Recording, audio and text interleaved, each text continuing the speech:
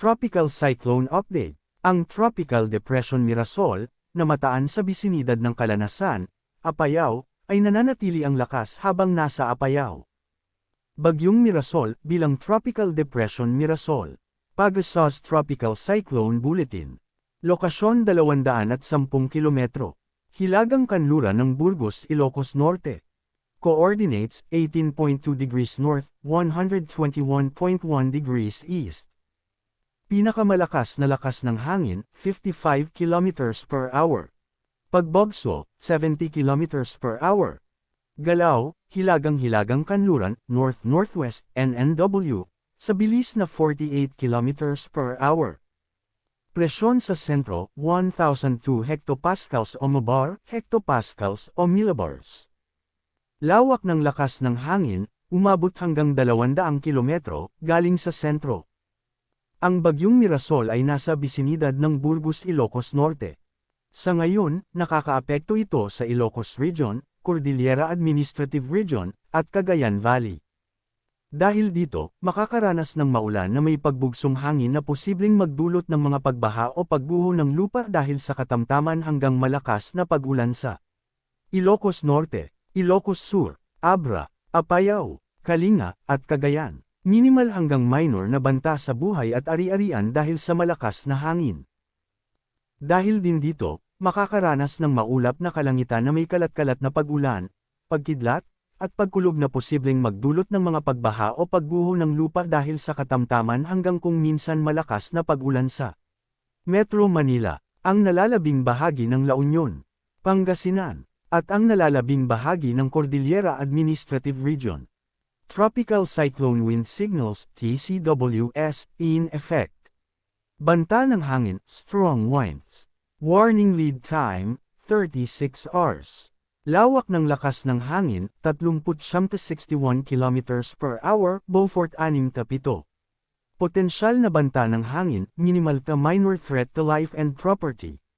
Luzon, Batanes, Cagayan kabilang ang Babuyan Islands, ang hilagang bahagi ng Isabela, Santo Tomas, Santa Maria, Quezon, Rojas, Delfin Albano, San Pablo, Tumawini, Cabagan, Quirino, Malig, Maconacon, San Mateo, Aurora, Cabatuan, San Manuel, Burgos, Gamo, Reina Mercedes, Luna, Ilagan City, Divilacan, Apayao, Abra, Kalinga, Mountain Province, Dasilangan at hilagang bahagi ng Ifugao, Mayoyaw, Hungduan, Aguinaldo, Banawe, Alfonso Lista, Quinyon, Ilocos Norte, at ang hilagang bahagi ng Ilocos Sur, Sinait, Cabugao, San Juan, Magsingal, Santo Domingo, Bantay, San Vicente, San Ildefonso, Santa Catalina, City of Vigan, Kawayan, Santa, Cervantes, Quirino, San Emilio,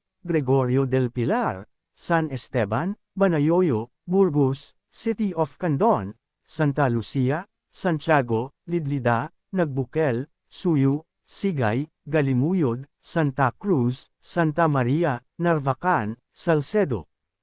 Heavy rainfall outlook dahil sa Tropical Cyclone Weather Advisory. Ngayong araw, September 17, 100 hanggang 200 mm. Cagayan, 50 hanggang 100 mm. Isabela, Kalinga, Apayao, Ilocos Norte, Ilocos Sur, La Union, Abra, at Benguet. Tropical Depression. Mayroong cloud cluster sa labas ng Philippine Area of Responsibility, PAR.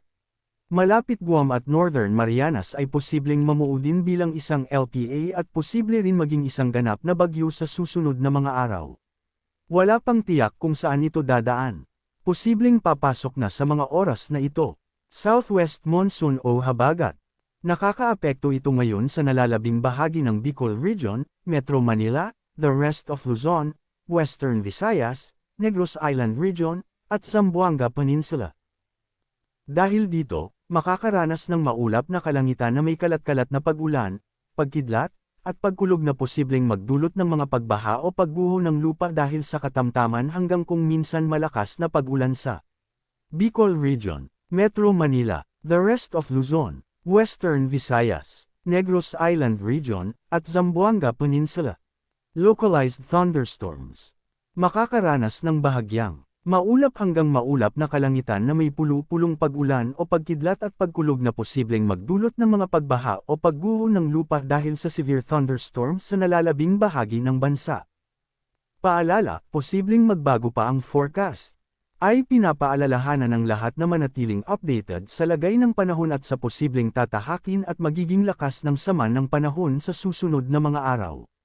Tropical Cyclone Update. Bagyong Nando, posibleng maging malakas na bagyo, signal number 4 posibleng itaas, Mirasol palabas na. Maghapon tinatawid ng Tropical Depression Mirasol ang Northern Luzon matapos itong maglandfall kaninang madaling araw sa Kasiguran, Aurora. Sa ngayon, namataan ang sentro ng bagyo sa bisinidad ng Cabugao, Apayao ngayong hapon. Inaasahang lalabas na ito sa kalupaan ng Luzon mamayang gabi ngunit posibleng lumakas pa sa tropical storm category bago tuluyang lumabas ng PAR pagsapit ng Huwebes ng umaga.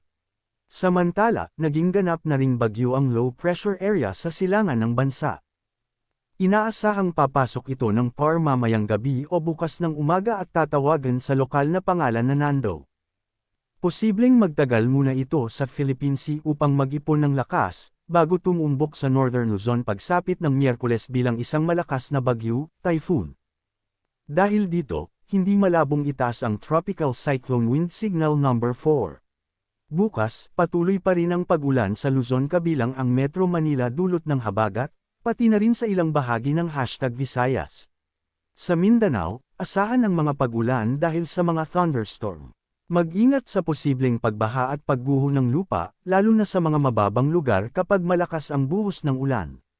Narito ang latest satellite image ng Bagyong Mirasol at namumuong mas malaking bagyo na tatawaging Nando. Nauna nang manalasa sa Northern Luzon ngayong araw ang Bagyong Mirasol habang nagbabadya namang pumasok ng PAR ang kasunod nito na tatawaging si Nando na posibleng hagupitin din ang Northern Luzon next week. Bagyo, inaasahang papasok ng PAR bukas, nakikitang banta sa Northern Luzon. Binabantayan ngayon ang isang bagong bagyo o tropical depression na nasa labas pa ng Philippine Area of Responsibility, PAR, ngunit posible na ito pumasok bukas ng umaga, September 18 at tatawagan itong Nando ng Pag-asa. Base sa forecast track at intensity nito ng Pag-asa, posible ito maging ganap na typhoon habang palapit ito sa kalupaan ng Luzon sa araw ng Lunes, September 22. Nakikita ng mga weather models tulad ng GFS at ECMWF ang posibilidad na maging malakas ito habang tumawid o lumapit ito sa bansa. Hindi inalis ang tsansang maglandfall ito sa kalupaan, at maaari rin itaas ang Tropical Cyclone Wind Signal number 4 sa extreme northern Luzon. Maging handa sa banta ng matinding pag-ulan at malakas na hangin na maaaring magdulot ng pinsala sa lugar. Makinig sa babala at paalala ng mga awtoridad para malaman ang hakbang ng preparasyon sa paglapit o hagupit ng bagyo. Manatiling nakatutok sa Weather Balita para sa bago pang updates, don't forget to subscribe.